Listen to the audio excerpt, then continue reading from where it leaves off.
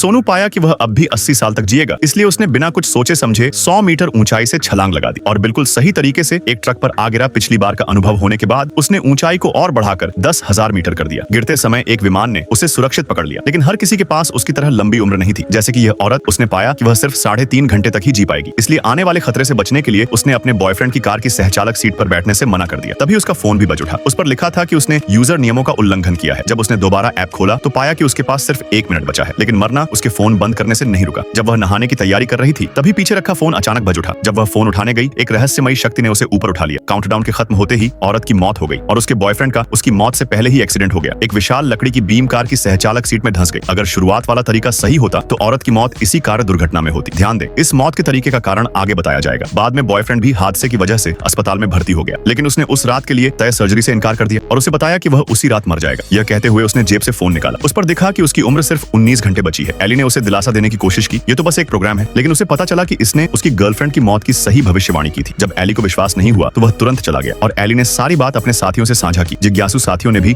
App download कर लिया। उनके पास जीने के लिए कई दशकों का समय था, लेकिन जब एली की बारी आई तो उसके पास केवल 2 दिन बचे थे। एली को लगा कि उसके पास तो 3 मिनट से भी कम समय है, इसलिए उसने ऑपरेशन से बचने का फैसला किया। लेकिन तभी उसका फोन फिर बज उठा और उस पर भी लिखा था कि उसने यूजर नियम तोड़े हैं। शुरुआत में उसने ध्यान नहीं दिया, लेकिन जब उसने शीशे की ओर देखा तो पीछे एक काली परछाई दिखाई दी। पीछे मुड़कर देखा तो वहां कुछ नहीं था। तभी वह साया अचानक शीशा तोड़ बैठा। डरकर वह पास की सीढ़ियों में भाग गया। दरवाजे से खतरे को रोकने की कोशिश की, लेकिन इससे उसकी मौत और तेज हो गई। जब उसने बाहर निकलने की कोशिश की तो देर हो चुकी थी। सामने का दरवाजा अब खुल नहीं रहा था। पीछे से तेज कदमों की आहट आई। ध्यान से देखा तो सामने उसकी मरी हुई गर्लफ्रेंड थी। वह नहीं समझ पाया कि वह यहाँ क्यों आई, लेकिन साफ था कि वह बात करने नहीं आई। तभी आदमी का फोन ऊपर से नीचे गिरा और जैसे ही काउंटडाउन खत्म हुआ, आदमी की भी मौत हो गई। अगले दिन जब एली को यह खबर मिली तो उसकी रीढ़ में ठंडक दौड़ गई। क्या वाकई उसने जो कहा था वह सच था?